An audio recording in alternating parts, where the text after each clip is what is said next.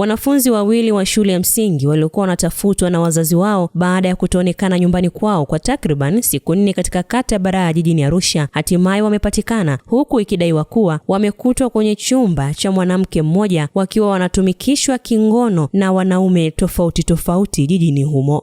Inaelezwa kuwa tukio hilo limebainika Mei 31, 2026 baada ya ndugu wa mmoja wa watoto hao kufika anapoishi mwanamke huyo anayefahamika kwa jina moja la Lina kwa lengo la kumwelezea kuhusu upotevu wa watoto hao kama iwapo amewaona popote, lakini ghafla baada ya mlango kufunguliwa ndugu huyo aliwaona watoto hao wakiwa ndani ya chumba hicho. Aidha, inaelezwa kuwa baada ya wanafunzi hao kukutwa wakiwa ndani ya chumba hicho anachoishi mwanamke huyo na mtoto wake mmoja, walichapwa viboko na baadaye kukiri kutendewa vitendo hivyo vya kingono. Uongozi wa eneo hilo ukizungumza na waandishi wa habari umelaani tukio hilo na kuwataka wananchi kuwa waangalifu kwa watu wanaojihusisha na uhalifu wa namna hiyo. Hii ni Gadi TV. Alivyokuja sasa ili amgongee, labda alikuwa na nia ya kumuuliza kama amewaona hao watoto, ndio kuja kufungua mlango akawakuta ndani. Ndio akasema aha, kumbe nyie mnatafuta mko huko ndani, kumbe mko kwa fulani, ngoja sasa niwafungie hapo. Ni huyo Usaka mwambia ngoja nikufungie hapa nimuite baba yako. Ndio akawafungia hapo, ndio akamuita baba yake, ndio na balozi akaja na mwenyekiti na majirani.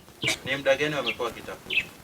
Wanakaribia wiki nzima. Anavyoateka watoto wa watu, anavyochukua watoto wa watu na kuja kufanyia biashara.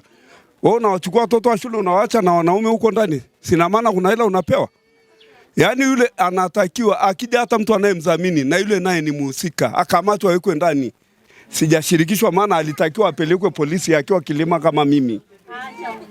Na uchungu na watoto. Tukulia hata angekuwa ni mtoto wako au wa kwangu. Leo mnampeleka mtu mzima, angevunjwa kila sehemu ndio apelekwe. Kwanza anatakiwa yule mwanamke abanwe, wale vijana leo waachia watoto wetu wapatikane. Yes, huko lock up ataje tu wale vijana wanapatikanaje. Kama ni wa mtaa huu tudili nao. Tumechoka. Lakini mama kila siku anakuja ananiambia vipi? Mbona simuoni Fatuma? Kamwambia mama tafuta tu. Sasa mama hajampata Fatuma. Leo ndiye amekuja kuonekana Fatuma hapa. Mimi nataka tu niwaambie hii kitu kama mtandao na njoo ndio kupambana nao, kweli imekuwa taharuki. Na wapangaji pia imekuwa ni kero, maana bachelor mtoto wa kike anaingiza watu watatu ndani. Hiyo kitu haifai.